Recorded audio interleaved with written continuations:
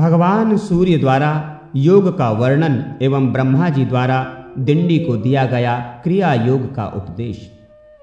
सुमंतु मुनि ने कहा, राजन, ऋषियों को जिस प्रकार ब्रह्मा जी ने सूर्य नारायण की आराधना के विधान का उपदेश दिया था उसे मैं सुनाता हूं। किसी समय ऋषियों ने ब्रह्मा जी से प्रार्थना की कि महाराज, सभी प्रकार के चित्तवृत्ति के निरोध रूपी योग को आपने कैवल्य पद को देने वाला कहा है, किंतु ये योग अनेक जन्मों की कठिन साधना के द्वारा प्राप्त हो सकता है, क्योंकि इंद्रियों को बलात् आकृष्ट करने वाले विषय अत्यंत दुर्जय हैं।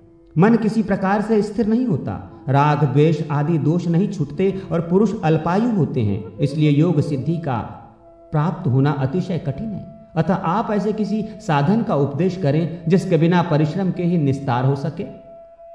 ब्रह्मा जी ने कहा, मुनीश्वरों, यज्ञ, पूजन, नमस्कार, जप, व्रतोपवास और ब्राह्मण भोजन आदि से सूर्य नारायण की आराधना करना ही इसका मुख्य उपाय है। यह क्रिया योग है। मन, बुद्धि, कर्म, दृष्टि आदि से सूर्य नारायण की आराधना में तत्पर नहीं। वे ही परम ब्रह्म, अक्षर, सर्वव्यापी, सर्वकर्ता, अव्यक्त, अंचित और मोक्ष को देने वाले हैं। अतः आप उनकी आराधना कर अपने मनोवांछित फल को प्राप्त करें और भवसागर से मुक्त हो जाएं। ब्रह्मा जी से ये सुनकर मुनिगण सूर्य नारायण की उपासना रूप क्रिया योग में तत्पर हो गए। हे राजन, विषयों में डूबे हुए संसार के दुखी जीवों को सुख प्रदान करने वाले सूर्य नारायण के अतिरिक्त और कोई भी नहीं है। इसलिए उठते बैठते, चलते सोते, भोजन करते हुए सदा सूर्य नारायण का ही स्मरण करो। भक्ति पूर्वक उनकी आराधना में प्रवृत्त हो, जिससे जन्म मरण आदि व्याधि से युक्त इस संसार समुद्र से तुम पार हो जाओगे। जो पुरुष जगत करता, सदा वरदान देने वाले, दयालु और ग्रहों के स्वामी श्री सूर्य नारायण की शरण में जाता है, वो अवश्य ही मुक्ति को प्राप्त करता है। सुमंतु मुनि ने पुनः कहा, राजन, प्राचीन काल में दिंडी को ब्रह्महत्या लग गई थी। उस ब्रह्महत्या के पाप को दूर करने के लिए उन्होंने बहुत दिनों तक सूर्य नारायण की आराधना और स्तुति की। उससे प्रसन्न हो भगवान सूर्य उनके पास आए। भगवान सूर्य ने कहा, दिंडिन, तुम्हारी भक्ति पूर्वक की गई स्तुति से मैं बहुत प्रसन्न हूं। अपना अभीष्ट वर मांगो। दिंडी ने कहा, महाराज, आपने पधार कर मुझे दर्शन दिया, ये मेरे सौभाग्य की बात है। यही मेरे लिए सर्वश्रेष्ठ वर है। पुण्यहीनों के लिए आपका दर्शन सर्वदा दुर्लभ है। आप सबके हृदय में स्थित हैं, अतः आप सबका अभिप्राय जानते हैं। जिस प्रकार मुझे ब्रह्म हत्या लगी है उसे तो आप जानते ही हैं। भगवान, आप मुझ पर ऐसा अनुग्रह करें कि मैं इस निंदित ब्रह्म हत्या से तथा अन्य पापों से शीघ्र मुक्त हो जाऊं और मैं सफल मनोरथ हो जाऊं। आप संसार से उद्धार का उपाय बतलाएं, जिसके आचरण से संसार के प्राणी सुखी हों। दिंडी के इस वचन को सुनकर योग वेत्ता भगवान सूर्य ने उन्हें निर्विज योग का उपदेश दिया, जो दुख के निवारण के लिए औषध रूप है। दिंडी ने प्रार्थना करते हुए कहा, महाराज, ये निष्फल योग तो बहुत कठिन है, क्योंकि इंद्रियों को जीतना, मन को स्थिर करना, अहम शरीरादि का अभिमान और ममता का त्याग करना, राग द्वेष से बचना, ये सब अतिशय कष्ट साध्य हैं। ये बातें कई जन्मों के अभ्यास करने से प्राप्त होती हैं। अतः आप ऐसा साधन बतलाएं जिससे अनायास बिना विशेष परिश्रम के ही फल की प्राप्ति हो जाए। भगवान सूर्य ने कहा, गणनाथ, यदि तुम्हें मुक्ति की इच्छा है तो समस्त क्लेशों को नष्ट करने वाले क्रिया योग को सुनो। अपने मन को मुझ में लगाओ, भक्ति से मेरा भजन करो, मेरा यजन करो, मेरे परायण हो जाओ, आत्मा को मेरे मन में लगा दो, मुझे नमस्कार करो, मेरी भक्ति करो, संपूर्ण ब्रह्मांड में मुझे परिव्याप्त समझो। ऐसा करने से तुम्हारे संपूर्ण दोषों का विनाश हो जाएगा और तुम मुझे प्राप्त कर लोगे। भली भांति मुझ में आसक्त हो जाने पर राग लोभादि दोषों के नाश हो जाने से कृतकृत्या हो जाती है। अपने मन को स्थिर करने के लिए सोना, चांदी, ताम्र, पाषाण, काष्ठ आदि से मेरी प्रतिमा का निर्माण कराकर या चित्र ही लिखकर विविध उपचारों से भक्तिपूर्वक पूजन करो। सर्वभाव से प्रतिमा का आश्रय ग्रहण करो। चलते फिरते, भोजन करते, आगे पीछे, ऊपर नीचे उसी का ध्यान करो। उसे पवित्र तीर्थों के जल से स्नान कराओ। गंध, पुष्प, वस्त्र, आभूषण, विविध नैवेद्य और जो पदार्थ स्वयं को प्रिय हो उन्हें अर्पण करो। इस विविध उपचारों से मेरी प्रतिमा को संतुष्ट करो। कभी गाने की इच्छा हो तो मेरी मूर्ति के आगे मेरा गुणानुवाद गाओ। सुनने की इच्छा हो तो हमारी कथा सुनो। इस प्रकार मुझ में अपने मन को अर्पण करने से तुम्हें परम पद की प्राप्ति हो जाएगी। सभी कर्म मुझ में अर्पण करो, डरने की कोई बात नहीं। मुझ में मन लगाओ, जो कुछ करो मेरे लिए करो।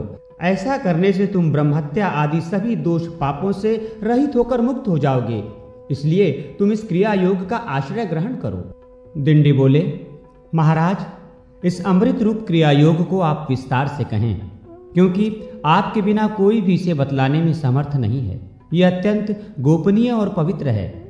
भगवान सूर्य ने कहा, तुम चिंता मत करो, इस संपूर्ण क्रिया योग का ब्रह्मा जी तुमको विस्तार पूर्वक उपदेश करेंगे और मेरी कृपा से तुम इसे ग्रहण करोगे। इतना कहकर तीनों लोकों के दीप स्वरूप भगवान सूर्य अंतर्हित हो गए और दिंडी भी ब्रह्मा जी के धाम को चले गए।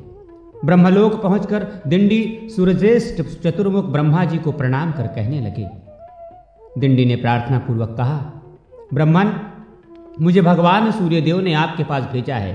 आप कृपा कर मुझे क्रिया योग का उपदेश करें, जिसके सहारे मैं शीघ्र ही भगवान सूर्य को प्रसन्न कर सकूं। ब्रह्मा जी बोले, गणाधीप, भगवान सूर्य का दर्शन करते ही तुम्हारी ब्रह्म हत्या तो नष्ट हो गई। तुम भगवान सूर्य के कृपा पात्र हो। यदि सूर्य नारायण की आराधना करने की इच्छा है तो प्रथम दीक्षा ग्रहण करो, क्योंकि दीक्षा के बिना उपासना नहीं होती। अनेक जन्मों के पुण्य से भगवान सूर्य में भक्ति होती है। जो पुरुष भगवान सूर्य से द्वेष रखता है, ब्राह्मण तथा वेद की निंदा करता है, उसे अवश्य ही अधम पुरुष से उत्पन्न समझो। माया के प्रभाव से ही अधम पुरुष की कुकर्म में प्रवृत्ति होती है। उसके स्वल्प शेष रहने पर सूर्य की आराधना के लिए दीक्षा की इच्छा होती है। इस भवसागर में डूबने वाले पुरुषों का हाथ पकड़कर उद्धार करने वाले एकमात्र भगवान सूर्य ही हैं। इसलिए तुम दीक्षा ग्रहण कर भगवान सूर्य में तन्मय होकर उनकी उपासना करो। इससे शीघ्र ही भगवान सूर्य तुम पर अनुग्रह करेंगे। दिंडी ने पूछा, महाराज, दीक्षा का अधिकारी कौन पुरुष है और दीक्षा ग्रहण करने के बाद क्या करना चाहिए? कृपया आप इसे बताएं। ब्रह्मा जी ने कहा, दिंडिन, दीक्षा ग्रहण करने की इच्छा वाले व्यक्ति को मन, वचन और कर्म से हिंसा नहीं करनी चाहिए। सूर्य भगवान में भक्ति करनी चाहिए। दीक्षित ब्राह्मणों को सदा नमस्कार करना चाहिए। किसी से द्रोह नहीं करना चाहिए। सभी प्राणियों को सूर्य के रूप में समझना चाहिए। देव, मनुष्य, पशु, पक्षी, चींटी, वृक्ष, पाषाण आदि जगत के सभी पदार्थों और आत्मा को सूर्य से भिन्न न समझकर मन, वचन और कर्म से जीवों में पाप बुद्धि नहीं करनी चाहिए। ऐसा ही पुरुष दीक्षा का अधिकारी होता है। जो गति सूर्य नारायण की आराधना से प्राप्त होती है, वो न तो तप से मिलती है और न बहुत दक्षिणा वाले यज्ञों के करने से। सभी प्रकार से जो भगवान सूर्य का भक्त है वो धन्य है। वो सूर्य भक्त के अनेक कुलों का उद्धार हो जाता है। जो अपने हृदय प्रदेश में भगवान सूर्य की अर्चा करता है वो निष्पाप होकर सूर्य लोक को प्राप्त करता है। सूर्य का मंदिर बनाने वाला अपनी 7 पीढ़ियों को सूर्य लोक में निवास कराता है और जितने वर्षों तक मंदिर में पूजा होती है उतने 1000 वर्षों तक वो सूर्य लोक में आनंद का भोग करता है। निष्काम भाव से सूर्य की उपासना करने वाला व्यक्ति मुक्ति को प्राप्त करता है। जो उत्तम लेप, सुंदर पुष्प, अतिशय सुगंधित धूप प्रतिदिन सूर्य नारायण को अर्पित करता है वो यज्ञ के फल को प्राप्त करता है। यज्ञ में बहुत सामग्रियों की अपेक्षा रहती है, इसलिए मनुष्य यज्ञ नहीं कर सकते, परंतु भक्ति पूर्वक दुर्वा से भी सूर्य नारायण की पूजा करने से, यज्ञ करने से भी अधिक फल की प्राप्ति हो जाती है। दिंडिन, गंध, पुष्प, धूप, वस्त्र, आभूषण तथा विविध प्रकार के नैवेद्य जो भी प्राप्त हों और तुम्हें जो प्रिय हो उन्हें भक्ति पूर्वक सूर्य नारायण को निवेदित करो। तीर्थ के जल, दही, दूध, धृत, शर्करा और शहद से उन्हें स्नान कराओ। गीत, वाद्य, नृत्य, स्तुति, ब्राह्मण भोजन, हवन आदि से भगवान को प्रसन्न करो, किंतु सभी पूजाएं भक्ति पूर्वक होनी चाहिए। मैंने भगवान सूर्य की आराधना करके ही सृष्टि की है। विष्णु उनके अनुग्रह से ही जगत का पालन करते हैं और रुद्र ने उनकी प्रसन्नता से ही संहार शक्ति प्राप्त की है। ऋषिगण भी उनके ही कृपा प्रसाद को प्राप्त कर मंत्रों का साक्षात्कार करने में समर्थ होते हैं। इसलिए तुम भी पूजन, व्रत, उपवास आदि से वर्ष पर्यंत भगवान सूर्य की आराधना करो, जिससे सभी क्लेश दूर हो जाएंगे और तुम शांति प्राप्त करोगे।